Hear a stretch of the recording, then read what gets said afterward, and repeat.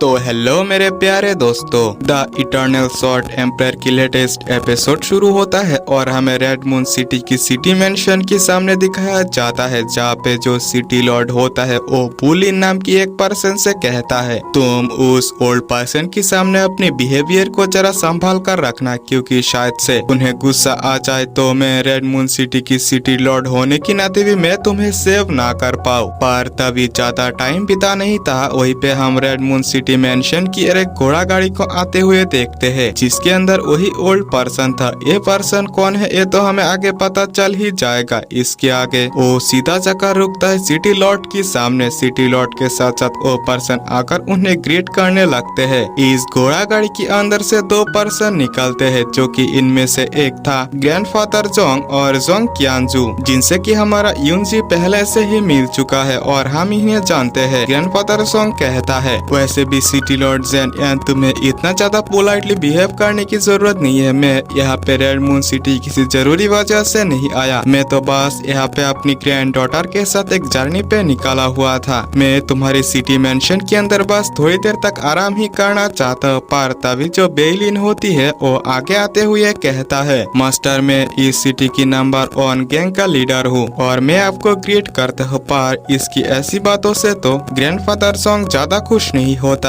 इस बात को काटने के लिए सिटी लॉर्ड आगे आते हुए कहता है खैर ओल्ड मास्टर, इन सभी बातों को छोड़िए, क्या मिस क्यानजू की बीमारी ठीक हो चुकी है? ये सुनने की बात जो ग्रैंडफादर जोंग कहता है हाँ ऐसा ही कुछ समझो, क्योंकि हमारी जर्नी के टाइम हम एक यंग पर्सन से मिले जो कि काफी ज्यादा टैलेंटेड थे। उन्होंने क्यानजी को बीमारी को एक नजर से ही देख लिया और उसकी बीमारी ठीक करने के लिए भी हेल्प की, जिसकी वजह से इसकी हालत पहले से आपका ही बेहतर है। ये सुनने की बात तो सिटी लॉर्ड फिर से मक्खन मारते हुए कहता है मिस क्यानजू के ऊपर हेवन की ब्लेसिंग है, इसी वजह से तो वो ऐसा कर पाए। यकीनन फ्यूचर में उनकी हालत पूरी तरीके से ठीक हो जाएंगे। खैर ओल्ड मास्टर, आप इन सभी बातों को छोड़िए, फिलहाल के लिए आप अंदर आइए। अब यहाँ से सीन शिफ्ट होता है और हमें टैंग फैमिली के अंदर दिखाया जाता है, जहाँ पे शीशी यूनजी के साथ अपनी फादर के पास पहुँच चुकी होती है, क्योंकि उसकी फादर ने उसे बुलाया था। उसने क्योंकि वे बुलिंग के साथ जो कांड किया था, शायद से उसी वजह से उसकी फादर उससे कहने लगता है तुमने वे बुलिन के साथ क्या किया, क्या तुम्हें उसकी पीछे की बैकग्राउंड के बारे में नहीं पता था? यह सुनने की बात शीशी जो होती है वो कहती है फादर, इसमें मेरी ब्रदर इन लॉ की कोई गलती नहीं है और ना ही हमारी, क्योंकि वे बुलिन जो है वो अकेले में मेरे साथ वाइन पीना चाहता था और मेरे साथ गलत काम करना चाहता था। इसी वजह से मेरी जो ब्रदर इन लॉ है उसने उसे पीटा। इससे तो उसकी फादर और ज्यादा गुस्सा हो चुके होते हैं और वो कहते हैं क्या तुम्हें नहीं पता था कि इसकी अंजाम क्या होंगे? पर वहाँ पे उसकी आंट भी मौजूद होती है, जो कि कहने लगती है वे विलिन चाहे वो कितना भी बुरा क्यों ना हो, लेकिन उसके पास पावर मौजूद है। पर तुम्हारी ब्रदर इन लोगों को देखो, जो कि अपनी कल्टीवेशन तक नहीं कर सकता, पूरी तरीके से कचरा है। पर शीशी काफी गुस्सा होते हुए कहती है आंट, उसने हमारे साथ ऐसा किया, हमारी साथ होने की वजह आप हमारी दुश्मन के साथ क्यों हो रहे हैं? पर यहाँ पे उसकी फादर के डांटने की वजह से वो कुछ भी नहीं कह पाती। इसके आगे वो यानी कि उसकी फादर हमारी यूनजी से कहता है क्या तुम्ही ने वुलिन को हराया था? ये सुनने की बात यूनजी भी कहता है हाँ, और ये मैटर जबकि मेरे हाथों में है,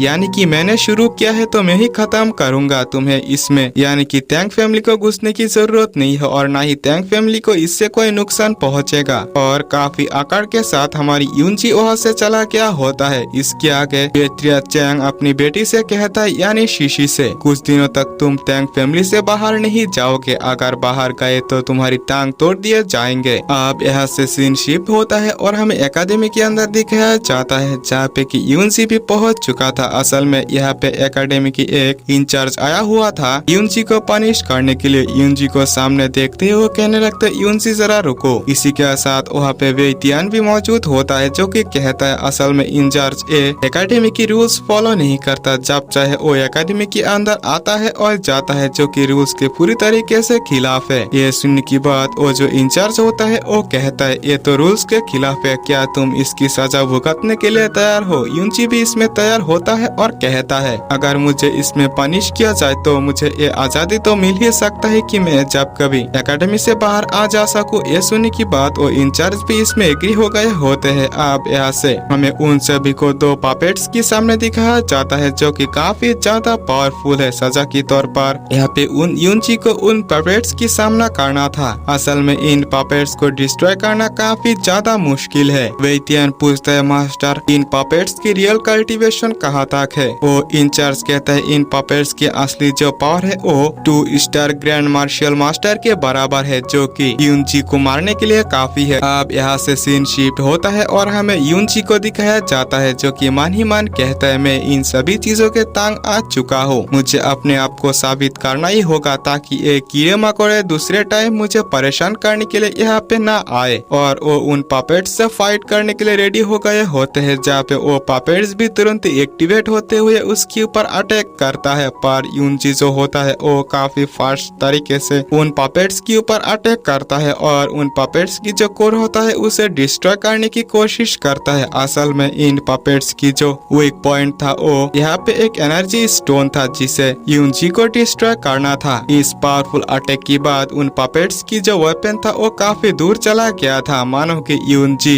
इस फाइट को जीत चुका है। पर यहाँ पे यूनची रेस्ट कर ही रहा था, वो पपेट सीधे ही अपने वेपन को फिर से पकड़ते हुए उसके ऊपर अटैक कर दिए होते हैं। पर यूनची इससे ज्यादा हैरान नहीं होता, मानो कि इसके बारे में उसे पहले से ही पता था। वो अपनी एनर्जी का इस्तेमाल करते हैं, पहले तो उन पपेट्स को पीछे करता है, इसी के साथ अपनी ग्रीन टाइगर सील टेक्निक का इस्तेमाल करते हैं, दूसरी बार उन दोनों पपेट्स को ही डिस्ट्रॉय कर दिए होते हैं। इसकी ऐसी स्किल्स को देखकर वो जो इंचार्ज था वो पूरी तरीके से शॉक हो चुका था। वो कहता है इसकी तो कल्टीवेशन और ब्लड लाइन दोनों ही डिस्ट्रॉय हो चुके हैं, इसके अंदर इतनी एनर्जी कहाँ से आया, क्या ऐसा हो सकता है कि ये पहले से और ज्यादा पावरफुल हो चुका हो। और तभी वहाँ पे यूनची पहुँचते हुए कहता है इंचार्ज क्या मैं आप एकेडमी के अंदर पूरी तरीके से फ्रीडम के साथ रह सकता हूँ। यह सुनने की बात तो एकेडमी की वो इंचार्ज भी ज्यादा कुछ कह नहीं पाता और यूनची वहाँ से चला गया होता है। अब यहाँ से सीन शिफ्ट होता है और हमें यूनची को जाते हुए दिखाया जाता है। वो मास्टर से कहता है मास्टर मुझे थंडर शैडो टेक्निक को प्रैक्टिस करने के लिए तियानयुन पर्वत पर फिर से वापस जाना होगा, वहीं पे इस टेक्निक को प्रैक्टिस किया जा सकता है। पर यह सुनने की बात मास्टर कहती है क्या इस एकेडमी के अंदर कोई ग्रेविटी चैम्बर मौजूद है, क्योंकि ग्रेविटी चैम्बर के अंदर थंडर शैडो टेक्निक को प्रैक्टिस करना और भी ज्यादा और सबसे बेटर होगा। ये सुनने की बात हमारा यूनची कहता है इसके बारे में तो मुझे ज्यादा नॉलेज नहीं है, पर इसके बारे में मैं एल्डर होंग के साथ डिस्कस जरूर से कर सकता हूँ। और वो एल्डर होंग के लिए निकल पड़ता है और वो कुछ ही देर में वहाँ से एल्डर होंग की जो हाउस होता है वहाँ पे पहुँच चुका होता है। पर यहाँ पे एल्डर होंग की जो डिसाइपल था वो वहीं पे गार्ड कर रहा था। वो कहने लगता है तुम यहाँ से चले जाओ क्योंकि मेरी मास्टर अंदर पे कल्टीवेशन कर रहे हैं। पर यहाँ पे जो यूनची होता है वो मिलने के लिए जिद करने लगता है। इससे तो वो डिसाइपल काफी ज्यादा गुस्सा हो चुके होते हैं। ये सुनने की बात यूनची भी इसमें काफी ज्यादा एंग्री हो गया था और कहता है अगर यहाँ पे तुम्हारी मास्टर भी मौजूद होता तो मुझे कभी भी ना नहीं कर सकता था। कुछ ही देर में उन दोनों के अंदर फाइट भी स्टार्ट हो चुका होता है और इसी फाइट के साथ ये एपिसोड भी यही पे एंड होता है। तो मेरे प्यारे दोस्तों अगर आप लोगों ने अभी तक हमारी चैनल को सब्सक्राइब नहीं किया तो प्लीज कर लेना। इसी के साथ वीडियो लाइक जरूर से कर देना क्योंकि मैं आप लोगों के लिए ऐसी इंटरेस्टिंग वीडियो लाता रहूंगा।